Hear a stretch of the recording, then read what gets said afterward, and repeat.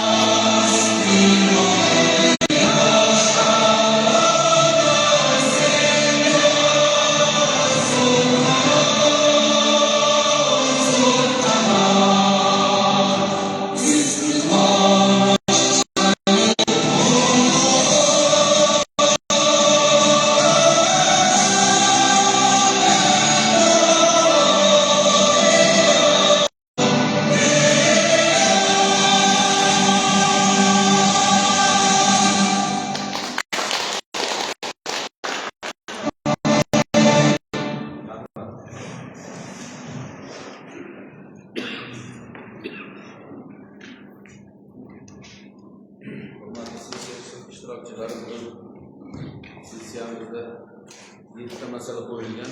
Bu masalalarimizni qisqa ko'rsatib o'tamiz. Sessiya ishtirokchilari endi sessiya kotibini saylab olishimiz lozim. 24-Xonobod saylov okrugidan deputat Voykentlik Bekzod Bekboyevni sessiya kotibi etib saylash to'g'risida taklif etaman. Takliflar bormi? Marhamat, takliflar bo'lsa ovoz berishni so'rayman. Rozilar? Rahmat. Qarshilar? Yo'q, betaraflar. Marhamat, joylarga egallarishingiz mumkin.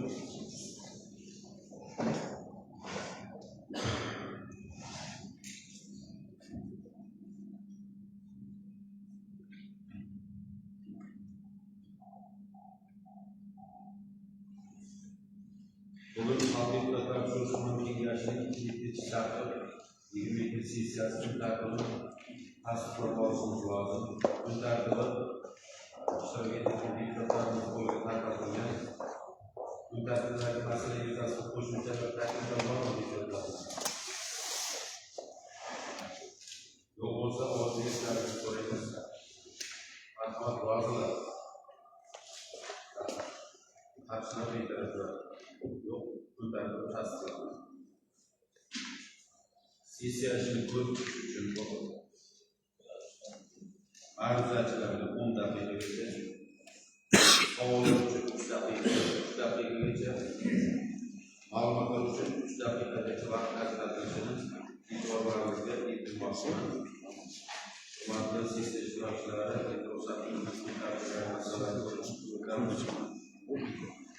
kun tartibidagi birinchi masala Sho'rchi tumanida obodonlashtirish boshqarmasi tomonidan 2026 yilning 6 oyi davomida amalga oshirilgan ishlar to'g'risida Sho'rchi tuman hokimining o'rinbosari hisobot haqida. Birinchi masala yuzasidan hisobot berish uchun so'z Sho'rchi tuman hokimining o'rinbosari Xo'jaketov Abdulla Jumayevga.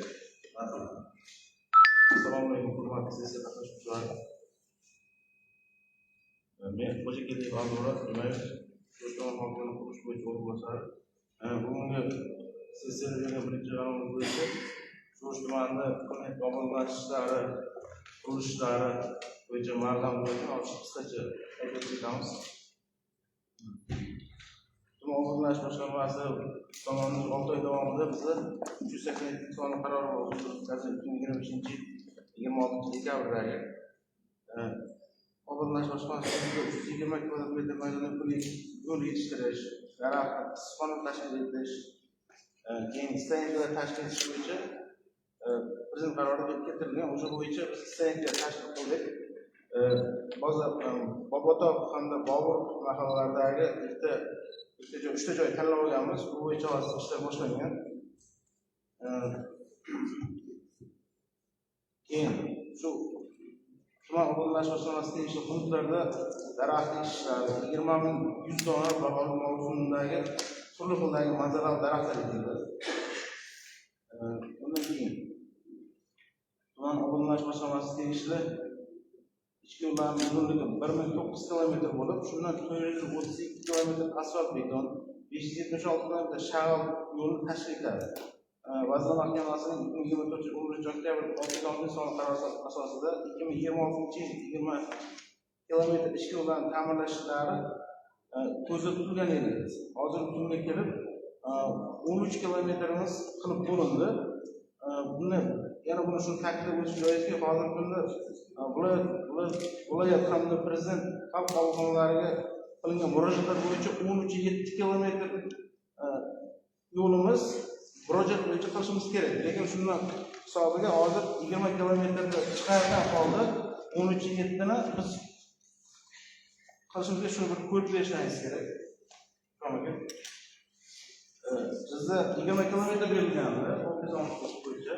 Lekin biz hozir 13.7 murojaat bo'yicha qilasizlar degan topshiriq bo'ldi.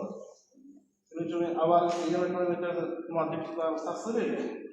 Bizdan qolgan 7 kilometr yo'limiz qoldi 2026 yilda. Shuni 13.7 ni murojaat bo'yicha qolgan ko'chalarni olib tashlab, murojaatlar ko'chalarni qilishimiz kerak bo'ladi. Hozir shu mana shu shuni bir ko'rib berishingiz kerak. Agar bo'lgan bo'lsa, shu almashtirishimiz kerak. Keyin open budjet bo'yicha 8 ta mahallada 32 kilometr ichki yo'llarimiz asfaltlandi hozir. Foydalanishga qabul ham qildik. Keyin yana bir ikkita masalamiz bor. Ikkita masalani bor sizga aytsam. Sho'rchi tuman markaziy mustaqil ko'chasi bor. Merkazda kosmetik yo'llarni biz trotuar qildik. 24.7 bo'yicha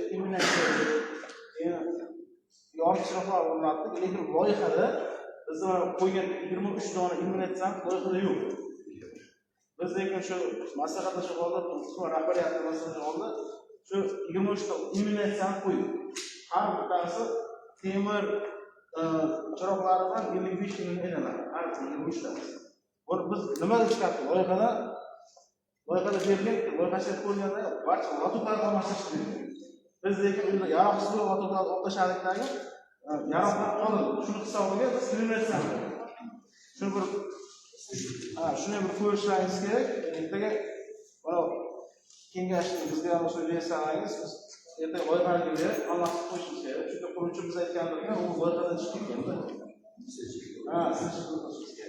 Keyin bizda xuddi shunday holat Obodon mahallasi Yangi O'zbekiston kechirasiz, ikkalasi narx bir-biriga to'g'ri keladi. Summalar cheklaymiz. Faqat shu almashgan bo'ldi. Keyin bizda Yangi O'zbekiston loyihasi asosida Obodon mahallasi loyihasi bor. Hammangiz. Obodon mahallasida ham bizda ichki ko'chalarni asfaltlash, keyin lotoklar qo'ygan. Lekin biz hozir barcha kuchimizni shu M41 dan kirgandagi Obodon mahallasida yoshlar ko'pincha qismini hozir to'liq sakkiz yarim metr kenglikda asfalt qilishni mo'ljallayapti. Shunda biz ishimiz ko'rinadi, ertaga bir ko'chadan kirganda ana shu haqiqatdan yo'ylab, ertaga ish ko'chalari 3 kilometr, 2 kilometr chiqib qo'yib qo'yilgan. Lekin shundan ortgan holda ham shunga qo'shimiz kerak. Ertaga illyuminatsiya qo'yamiz degan. Shuni ham katta bir ko'rib berishingizni so'raymiz. Shu ikkita 3 ta masala bor. 3 ta masalaga shu yordam qilaylik. Nima savollarni topshirsak. Arzachi savollar, takliflar bo'lsa marhamat. Ruxsat bo'lsa o'rin. Men 4-Bunyodkor saylov okrugidan deputat Mirzaqulovman. Mana bu obodonlashtirish boshqarmasining hisobotini kecha o'tirib. Kecha tashlagan ekan Urfaga. Buni o'sha yerda tanishib chiqdik, lekin hisobot bo'yicha biz holatiga qaraydigan bo'lsak, umuman olinadigan bo'lsa, hisobotda umuman ko'p narsa ko'rsatilmagan ekanda. Masalan, bu o'sha hisobot bo'yicha siz hozir ma'ruza qilyapsiz. Masalan, Sho'rchi obodonlash boshqarmasiga davlat byudjetida shu 2026-birinchi yanvardan shu kunga qadar qancha pul o'tgan? Uni o'zlashtirish masalasi qanday bo'ldi? Davlat xarajlari to'g'risida qonunga ko'ra qayerda nimalar olingan? Bu hisobotda umuman kiritilmagan. Shuning uchun men aytmoqchimanki, bu shu bo'yicha nima uchun daskanalni batafsil bu holatlar yoritilmagan? Shunga javob bersangiz. To'g'ri aytyapsiz, kecha men hisobotni ko'chib ko'rdim, bolalar unuqtirmagan. Hozir men sizlarga hozir bolalar shuni tayyorlab kech qoldim. Obodonlashtirish 6 oy davomida qancha xarajatlarda, qayerga ishlatdi, nimaga ishlatdi bo'yicha haqiqatan ma'lumot berilmagan ekan. O'zimizga qaramagan ekanmiz, uzun so'raymiz bu bo'yicha. Hozir sizlarga beriladigan loyiha bo'yicha hammasini to'liq hozir yozyapti bolalar, shu kech qoldim hozir. To'liq ma'lumot beramiz. Hurmatli rais uchun men bir umuman bu holat bo'yicha e'tirozim bor, sababi bu yerda boshqarmani boshidagi bu savollarga javob berish kerak edi bu holatlar bo'yicha. Ikkinchidan bu nima deydi, bu holatlar ko'rinib, hamma holatlar batafsil qilinib qoniqarli bo'lishi bu hamma holatlar ko'rsatilishi kerak. Shuning uchun bu holatlar bo'yicha men aytmoqchimanki, boshqarma boshlig'ining hisobotini qoniqarli hisoblashingizni taklif qilaman. Bu olmasini iltimos qilaman.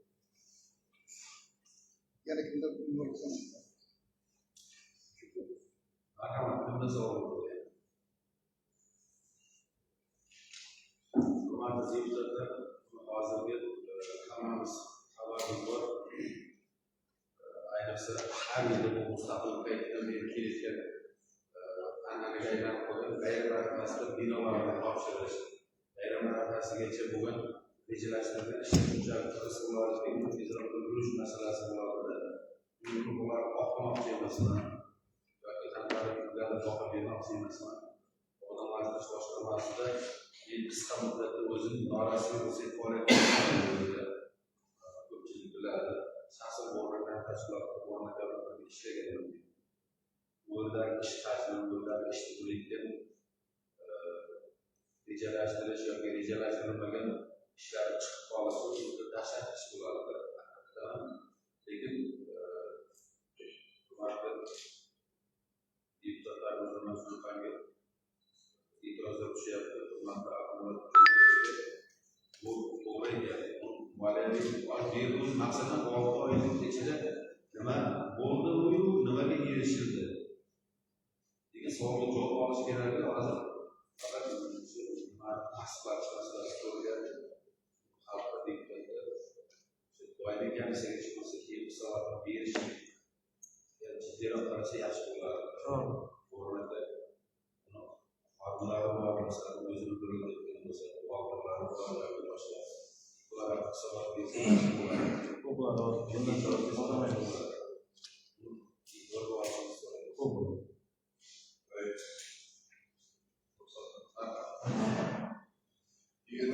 Yalnız sayıdan okulundan yoldaş paralar başlayıp mahalleyi büyüyüp tatlıklar borçlanmış sağlık hesaplar mesela uğraşılan finansal hesaplar bu mesela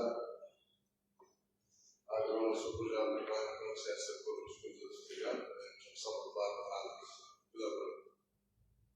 sayaz tuganın takipinde tuvan hakkının işler talimatında tumanın borçlandırışına gösterdiğin ücretler meseleleri var etmememizi isteyiniz. Söz aldım, şunu ilanın çıkmasından hareket kullanmak. Şu o'shanda taqdimotdagi ko'rsatilgan masalalarni juda ko'pchiligiga a'lo darajada bajarildi. Uni ko'rib turibmiz. So'zning qiyofasi, shahar qiyofasi yaxshi o'zgarishlar bo'ldi.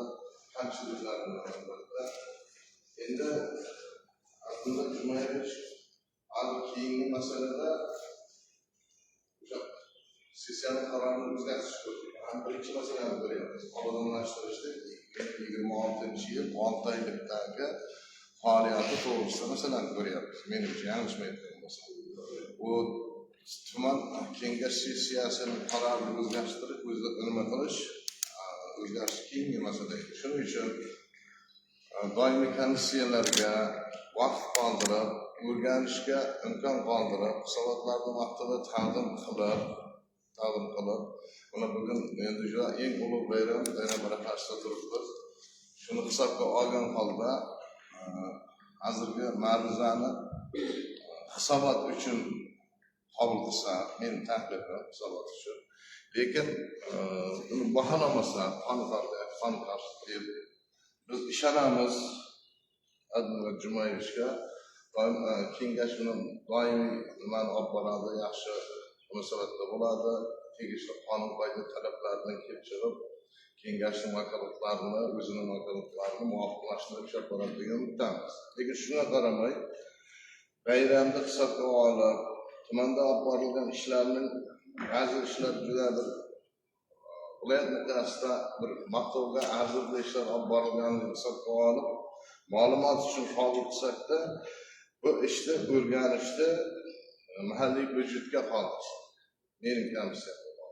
Sababi bizning hali bu ma'lumotni qoniqarsiz, manbalar asoslantirilmagan, keltirilgan raqamlarda aniqlik yo'q, ko'rib turibmiz hammamiz. Shunga qaramay yana buni kengash ham qiladi, sessiya ham qiladi. Meni taklifim shu ma'lumot uchun qabul qilinsa. Albatta sharti shu doimiy komissiyada o'rganish qilib, keyingi sessiyaga masalani kiritish qo'yilsin. Men taklifim shuni hurmat qilamiz.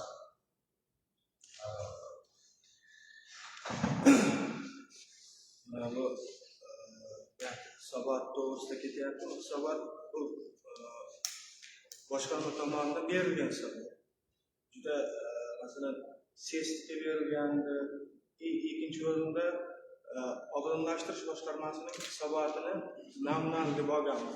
Sababi bitta kitob qilib berilgan, deputat o'ziga ham topshirganmiz. Bu agroda bo'lgani uchun faqat bu yerda bildirayotgan berilgansa moliyaviy natijalar ko'rsatilmaganini biz aytdik. Keyin hozir boshqarma boshlig'i ham hokim o'rinbosari ham boshqarma boshlig'i hisoblanadi. Bu yilda yangi tizim bo'yicha biz eski shuning uchun keyingi hisobot davringizda bizga shu 7-8 oylik moliyaviy natijalarni ham ko'rib berishda yordam berasiz degan umiddamiz. Sababi boshqarma boshlig'i oldin boshqa edi, to'g'rimi? Obodonlashtirish boshlig'i bo'ladi. Hozir sizlarga yukladim. Shularni inobatga olasiz. Men hisobotni qo'llab-quvvatlayman. Abdulla Jumayevich bu o'ziz tumanida ortilgan mablag', o'yinli xarajatlarda katta qismini shu obodonlashtirish o'rtasida yaxshilash yoki o'shanga yaqinroq sohalar bilan xarajat qilinyapti. Shuning uchun deputatlarimiz gaplari hammasi o'rni bor o'zini.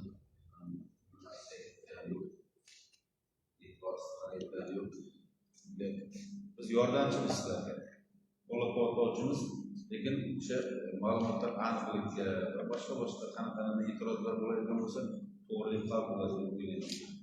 Marhamat, Assalomu alaykum, rais. Yuqorida ko'rib o'tilayotgan masala doimiy komissiya ko'rib chiqilgan va shuning bilan birgalikda borib o'rganish ma'lumotnomasi ham qilingan. Bu yerda mana endi hisobotda aytilayotgan deputatlarning fikrlarini inobatga olgan holda qarorni o'zgartirishlarni qabul qilish taklif qilaman. Qo'shimcha o'zgartirish. Rahmat. Boshqa so'zlar yo'qmi? Marhamat, kun tartibidan masala yuzasidan savol javoblarni amalga oshirdik, takliflarni o'rganib chiqdik, qarorlarni loyihasini tarqatilgan qabul qilishimiz kerak. Boshqa takliflar yo'qmi chiqindi? Demak, qo'l ko'tarib ovoz berishlarini so'raymiz. Rozilar? Rahmat. Qarshilar? Betaraflar? Rahmat.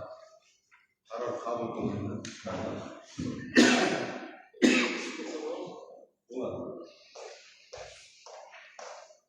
Hurmatli sessiya ishtirokchilari, deputatlar, qolgan masalalarimizni doimiy komissiyalarda ko'rib chiqilgan masalalarimiz ovozga qo'yamiz. Kun tartibida ikkinchi masalamizni ko'rib chiqamiz. Davlat tili to'g'risidagi hamda reklama to'g'risidagi qonunning to'g'risida ijrosi to'g'risida kun tartibida ikkinchi masala xalq deputatlari tuman kengashining ijtimoiy soha, yoshlar siyosati, madaniyat va sport masalalari bo'yicha doimiy komissiyada ko'rib chiqilgan. Doimiy komissiya raisi shu yerda. Fikrlaringiz bormi? Yo'q. Doimiy komissiya raisi qo'shimcha fikrlar yo'qmi?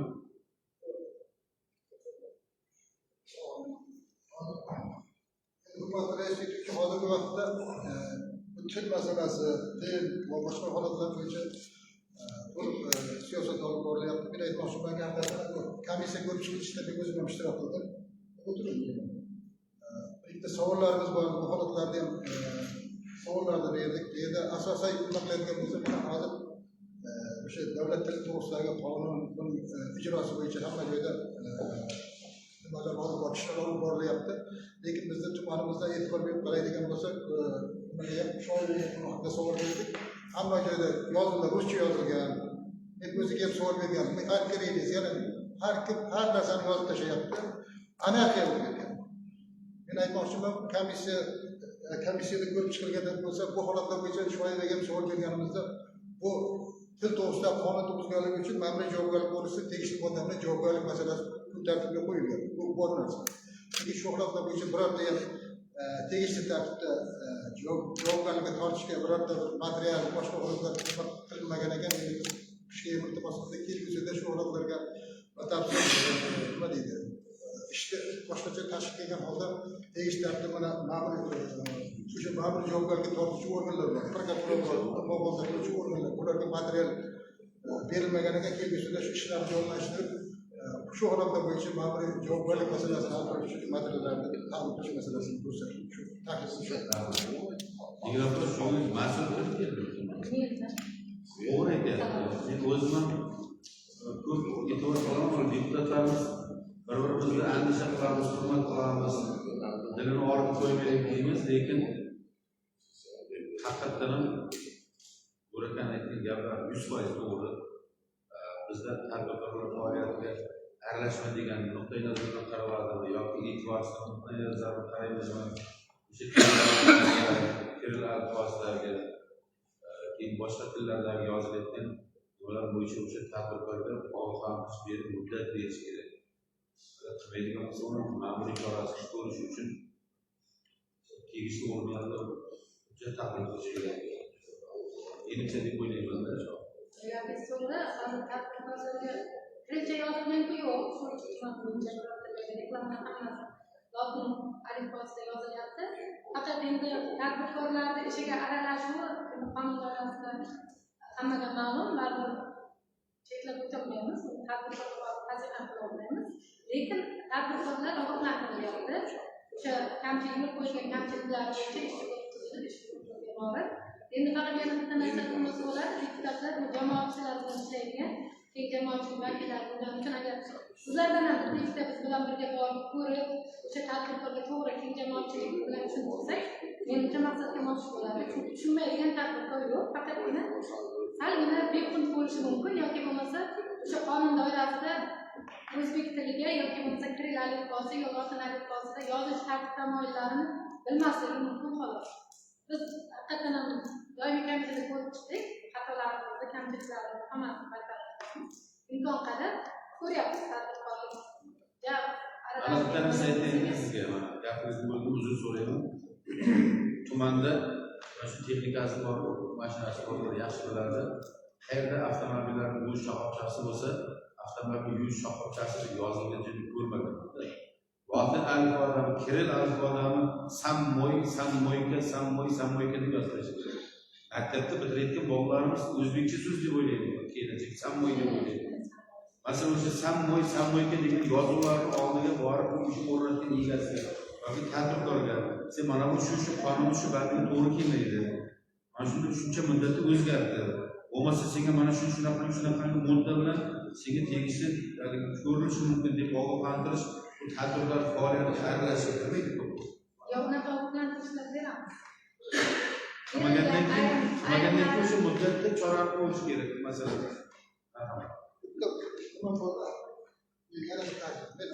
O'sha shoiba bilan komissiya yig'ilishida ko'rib chiqqanimizda ham mana shunaqa qilib shu holatlar bo'yicha material berganmiz degan biz prokuraturaga berganmiz.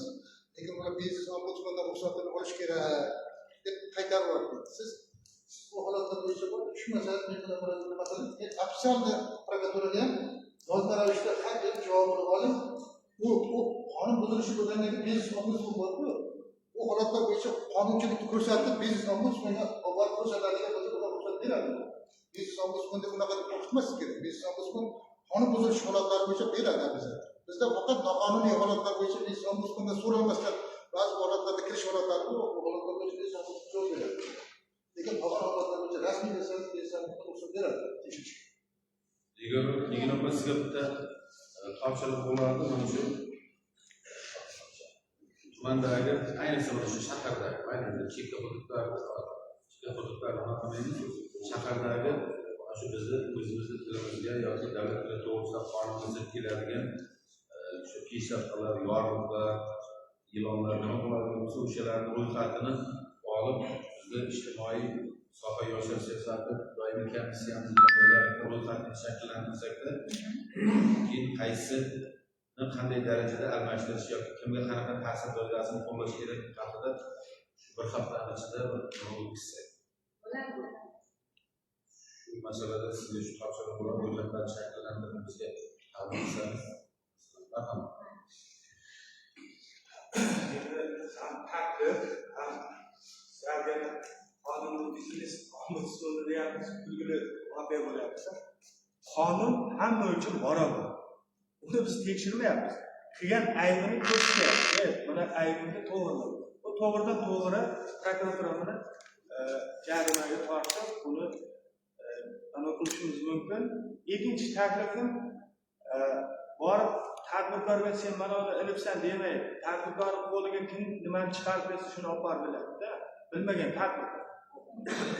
Uning uchun bir yig'ilish o'tkazishimiz kerakki, tipografiyalar bor. Mini tipografiyalar ishlab chiqaradi. Shuni chaqirib bir yig'ilish o'tkazishimiz kerakda. Sen ruscha so'zlarni ishlatma. Iltimos. Mana qonunda mana yerda mana buni aytib qo'yibdi. Reklama to'g'risida, davlat tili to'g'risida ikkita qonun. Mana ovoldagi oborib ilib qo'ysa. Shu bo'yicha chiqar, nima chiqarsa.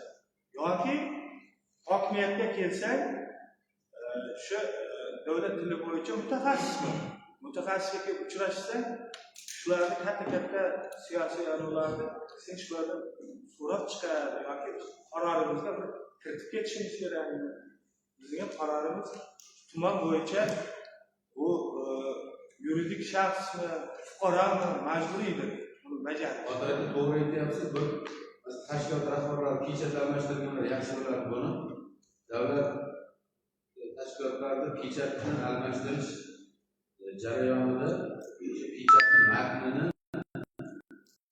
tuman xalq ta'limi bo'limi imlo yoki boshqa xatosi yo'q deb tekshirib berib, imzo qo'yib, pechat qo'yib bermasa, o'sha tayyorlaydigan korxonalar pechat tayyorlab bermaydi. Shu tipografiyani bosmaxona va manimchilayotgan joylar, o'sha tadbirkorlarni ham shu kerakli buyurtmachini bilimi yetadi, bilimi yetmasdi. To'g'ri aytyapsiz. Shuni ham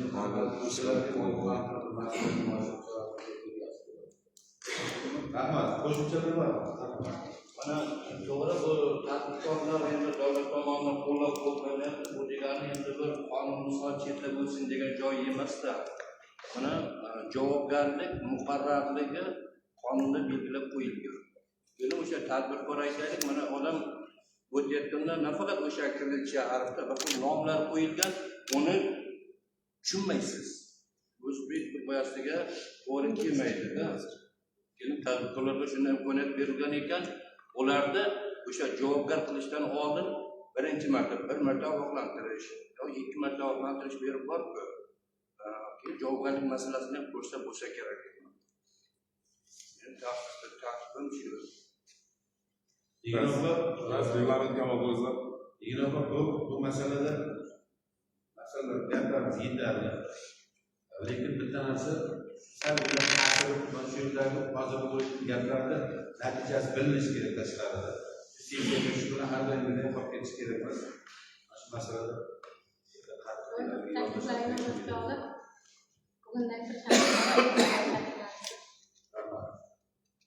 boshqa takliflar bormi? Qog'ozga qo'ying. Mana shu afisha reklamalarni aytyapmiz. Mana bu yerga e'tibor. Masalan, yaqinda bitta qo'shnimiz menga e'tibor qilmoqda, shu matbuotdan chiqqan. Qo'g'il kengmani muhimlarni to'g'risida bu nima deb menga olib keldi.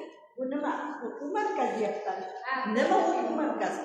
Mana sizlar borib ochishda ishtirok etdingiz. Siz buni Sho'rchi hokimiyati nimasida yo'qotyapsiz. Hech bo'lmaganda shu nomini yoniga tovushda ichiga o'zbekcha nimaligini qo'shib yozing. Biz bilmaymiz uni xalq qayerdan biladi.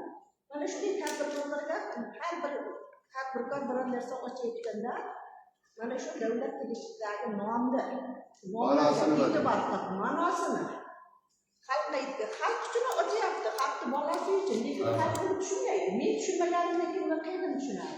Ular shu vaqtda shunga e'tibor qilib, o'zbekcha nom qo'yib, o'zbekcha nom qo'ymaganda ham siz shuni yozayotganda tovushda ichini o'zbekcha ma'nosini yozib qo'ying. Men so'radim, haqiqatdan mana ko'p markazi ochildi, mana eski mehnat bergan joyda. Tadbirkordan men so'raganman, nima uchun ko'p bu inglizcha so'z? Bu tarjima qilinmaydigan so'z, buni tarjimasi yo'q. Vazirlar Mahkamasining qarorida o'sha coworking degan so'z yozilgan. Uni keng jamoatchilik biladi. Ma'nosi bo'lishi kerak. Ha, ma'nosini men o'zim birinchilardan so'raganman. Nima uchun coworking deydi? Buni mehnat bozori deb qo'yish kerak edi, mehnat yarmarkasi. Nima o'zi bu? Aslida men so'raganman. Faqat javob bo'lmaganidan keyin men muhtojimchalik qilib yozmaganim uchun coworking deb yozib ketilgan. Bu inglizcha so'z bo'lgan. Hamma biladi bu tushunchani. Bu so'z jahonda tarqalgan so'z degani. Jahonda tarqalsa bilmagan odam masalan coworking teatrni bir davolash muassasasini coworking bilmagan odam bilmaydi. Men shuni faqat o'quv markazi deya oldim. Uni ma'nosini tushuntiray, masalan, men bilmadim. Ma'nosi yo'q. Qaror loyihasi tarqatilgan, ushbu takliflarni yozib olgan holda ushbu qaror loyihasiga ovoz berishlarini so'rayman. Rozilar? Rahmat. Qarshilar? Betaraflar yo'q, tasdiqlanlar. Shu takliflarning 3-masalamiz tumanda 33 ta mahalla fuqarolar yig'inlaridagi ko'chalarni Sho'rchi tumani komissiyasining jami 91 ta geografik obyekt ko'cha, bir ko'cha, tor ko'chalarini O'zbekiston Respublikasining geografik obyektlarining nomlari to'g'risidagi 303 sonli qonun hujjatlari talablariga muvofiq topilishi va nomlanishi to'g'risida. Ushbu masalamiz xalq deputatlari tuman kengashining ijtimoiy soha yoshlar siyosati, madaniyat va sport masalalari bo'yicha doimiy komissiyasida ko'rib chiqilgan. Hurmatli deputatlar, muhokamaga chiquvchilar bormi ushbu masalada? Yo'q. Yo'q bo'ladigan bo'lsa, kun tartibidagi masala yuzasidan qaror qabul qilishimiz kerak. Qaror loyihasi tarqatilgan. Takliflar bormi? Takliflar bo'lmasa, qo'l ko'tarib ovoz berishlarini so'rayman. Rozilar? Qarshilar? Yo'q. Betaraflar? Yo'q. Loyiha yuzasidan qaror qabul qilindi.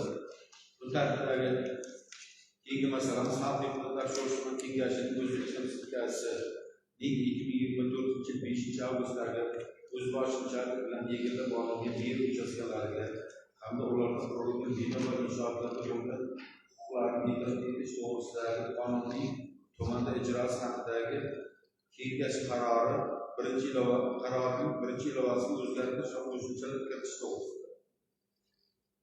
Kun tartibidagi masala mahalliy kengash, tuman kengashining mahalliy byudjet tadbirkorlikni rivojlantirish va iqtisodiy islohotlar sohasida masalalar bo'yicha doimiy komissiyasida ko'rib chiqilgan.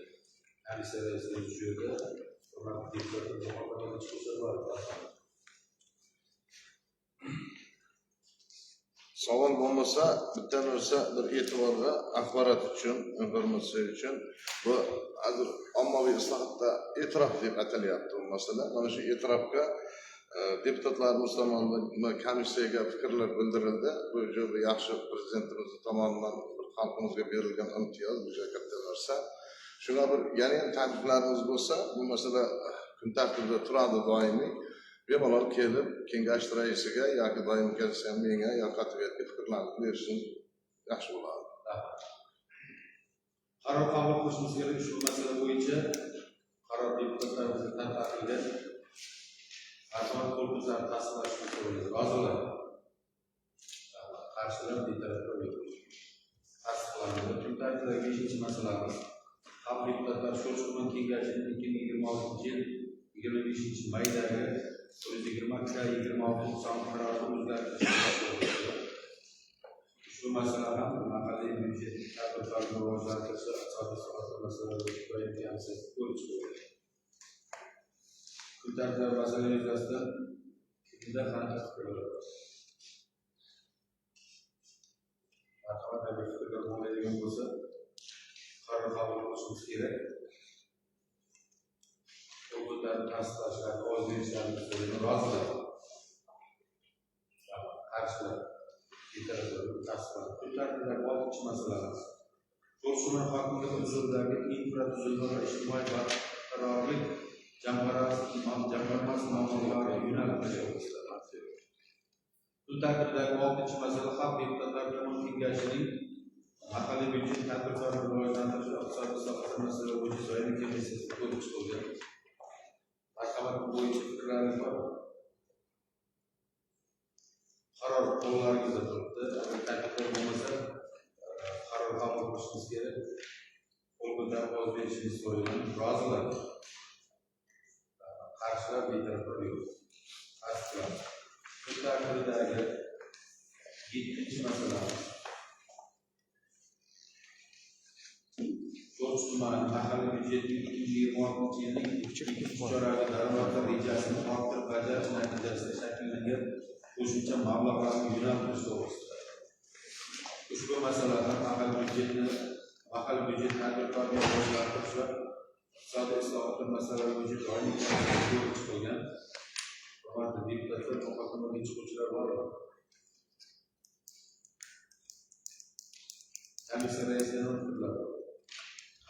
Menda fikr yo'q, masalan ko'rib chiqqanmiz, bu yil to'g'ri shakllantirilgan, orttirilgan qiymatning nimasi. Menda bitta bir sessiya uchun bir taklif bo'ladi. Huquqiy mulkiyga egalik qilish huquqidan qat'iy nazar, qanday bo'lishidan qat'iy nazar, masalan tumanda bir yangilik qilsak, bir tashabbus qilsak, buni siz bilan maslahatlashganmiz, hurmatli rais.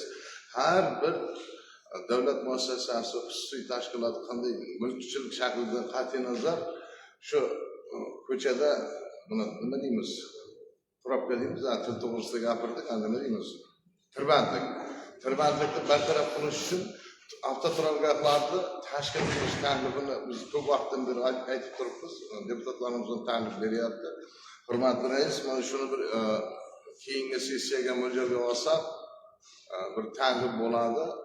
Menimcha juda yaxshi taklif, buni sizdan ko'p marta muhokama qilamiz. Mulkchilik shaklidan qat'iy nazar o'shalar davlatning qonuni bo'yicha yerni sotib oladimi, ijaraga oladimi yoki tekin beriladimi, avtoturargoh tashkil qilinsa, ko'cha xavfsizligiga, umuman deyarli hamma uchun infratuzilma mana shular. Mana yaqinda mana shu tuman hokimining tashabbusi bilan bir ish olib borilyapti.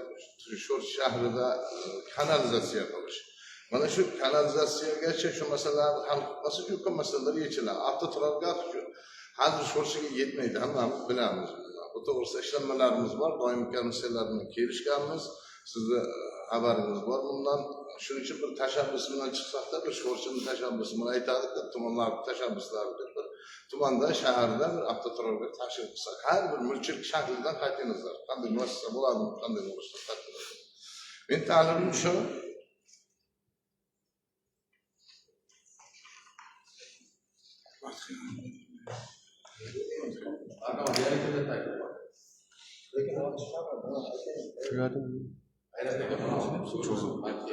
Yok, bu bir şey yok. Uzak olsun.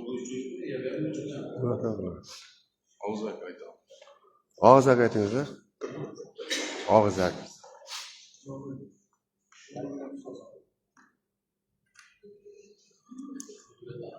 Kadr xonasida yo'qmi shu olar? Kadr xonasida o'tiribdi. Seminardan. O'chiring bo'ldi. Buradagi masala yuzasidan qaror qabul Qo'lyapti, o'chiring deyman. sizlarga tarqatilgan marhamat hozirda Mayli, hozir o'chiring. qarshilar betaraflar bor. Hurmatli deputatlar, kun tartibidagi masala yuzasidan masala qo'yilgan, kun tartibida qo'yilgan masalalar yuzasidan bildirilgan fikrlarni qarorlar qabul qilindi. Sessiyaning o'tishi yuzasidan mulohazalar, takliflar bormi? Rahmat. Xalq deputatlari Sho'rchi tuman kengashining 7-chi chaqiruv 22-chi sessiyasiga yo'nalib e'lon qilindi. Deputatlarimiz Qosim tashkilot rahbarlariga ruxsat beramiz.